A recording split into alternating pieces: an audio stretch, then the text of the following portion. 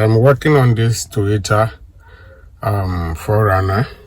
So the car won't start, engine crank alright, but the car won't start. So there is a key problem, and I'm going to show you how to figure out if the smart key has shut down, and what signal is it going to show you on the dashboard for you to know that the key is not responding to the ECU. That is what I always say. Stop doing guesswork, try and error, but make sure to have patience and diagnose it well to avoid wrong diagnostic that requires to cause a bad workshop practice. And I'm going to continue to advocate that, because this is a platform we educate people, we educate mechanics, car enthusiasts, car owners, and car users. Stay tuned. Let me show you how I'm going to do it to start this car. So guys, watch something carefully here. You see this light that is blinking. It's a security system for this Toyota, and this required for every modern car, but I'm talking about Toyota. So that means this car is a Forerunner, and this key signal here is a security system. It's supposed to be blink all the time whenever that engine is off. But I'm going to show you something. This car crank, but it won't start.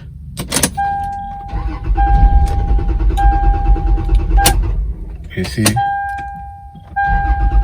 car crank, but no starting. So you see, I have turned on the ignition. The battery light is on, every light is on, and you can see the key is on the on position, but this light is still on. This light is still on, which is not supposed to be. That means there is a fault with the transponder. That is the microchip that is inside the key. Every smart key have. So the transponder isn't communicate with the ECU. That is why the car is not starting. And this is my advice I'm giving to you guys out there. Whether you are a car owner, you can see the ignition light is still on, but this key security light is supposed to be shut down once, and as soon as you turn on the ignition or starting, the light is supposed to be turned off before you can get a start, because it communicates with the ECU to supply power with the fuel system and then the ignition system. That is the main purpose of this security system. So take note about that, because I want you guys to learn more about how to diagnose proper and get the right result to solve problem than to do a guesswork. For me personally, I don't like a guesswork.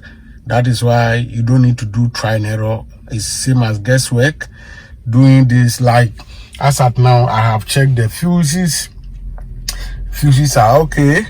I have checked the power. The power is not coming. I have checked the fuel pump. The fuel pump is working all right, and everything that's supposed to for me to check, I have checked it, but there isn't working at all.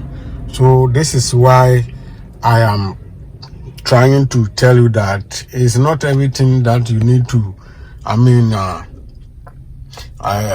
like go all around to do. These simple checks are very important, because it will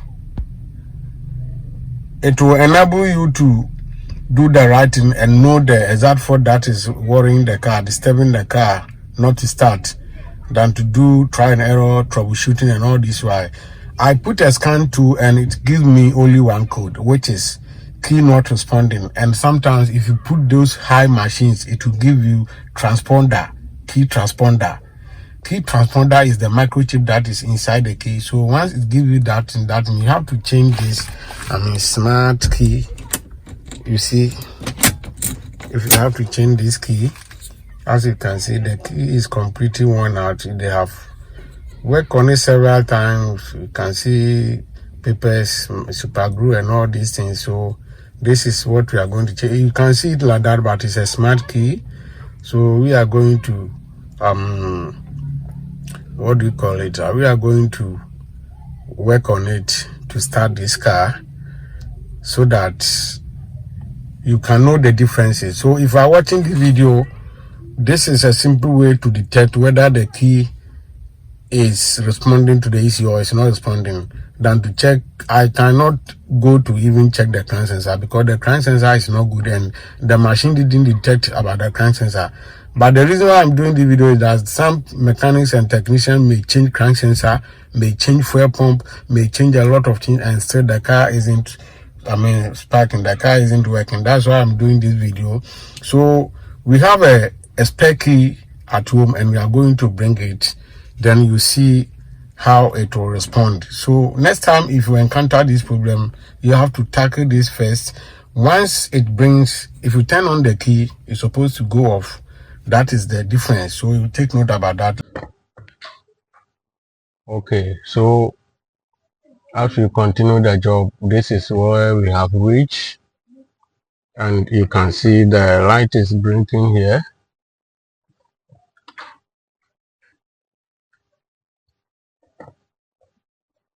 The light is blinking here, as you can see.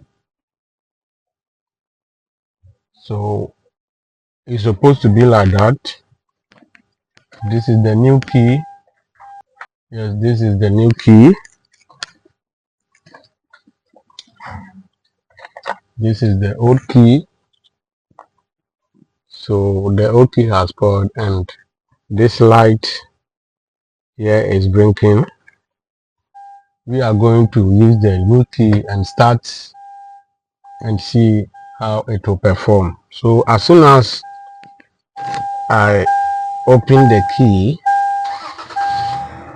or put in the key, the light is supposed to stop blinking. You can see the light is not blinking anymore. There is sunshine, so I think you see it properly.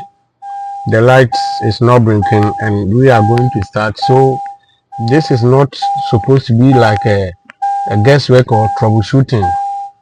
I intentionally slow down everything to teach you how to diagnose and figure out this thing when the car is cranking but not responding. We have delay starting. It will crank, it will start, but it delays. But this is not the matter. This cranks alright, but car won't start. That's the customer complaint. So once you put in the key, especially for Toyota vehicles, the light, the security system light is supposed to go off. That means it communicates with the ECU. We call it the transponder, which is a small microchip inside the key that send information to the engine computer to ignite power and start. That's what we call the chip or transponder. In technical words, we call it transponder. So if you put a high machine, it will give you key not supporting or transponder, key transponder. So now I have reset the key and the security light has stopped blinking. So let's start. The ignition is on. The car is on, and once you start, the light should blink. This is the old key. So this is common fault on Toyota vehicles, Mitsubishi vehicles, and then Honda vehicles. So take note about that, to know that whenever you encounter this problem, you are using a car and you have gone to a place, all of a sudden you start the engine and it's not starting, it runs all right. You check the fuel is coming, the power is not coming, you check the fuse, everything is working, but this light is blinking. Even if you insert the key, the light continues to blink. That means there's a problem in the key transponder which is not responding or send information to the engine computer. So you have to change the key, and this is what we did. Thanks for watching the Record Center. If you need more information about it, drop your comment in the comment section and also share my videos. Don't hesitate at all to comment. Please like, and if you haven't yet subscribed to this channel, I don't know what you are waiting for. So we are going on a drive. Everything is working. Super excited. Super excellent. I'm on the highway, one of the best highways in Ghana, trying this car to see that everything is well perfect, well working indeed, and it's running smoothly, excellent, perfect 100%. So that is what we do it. You can see the speedometer is above 35. So I am on the highway trying this car to make sure everything is indeed intact and well fixed. That is what we do. You don't need to spend much on it due to guesswork. I always say deliberately, as a mechanic, trying to fix something that will not bring any result is mean a guesswork or try and error. So you have to avoid it, and anytime make sure you plan, preparation, plan well, prepare well, and then go into the work and get positive result to the customer, and also a plus yourself.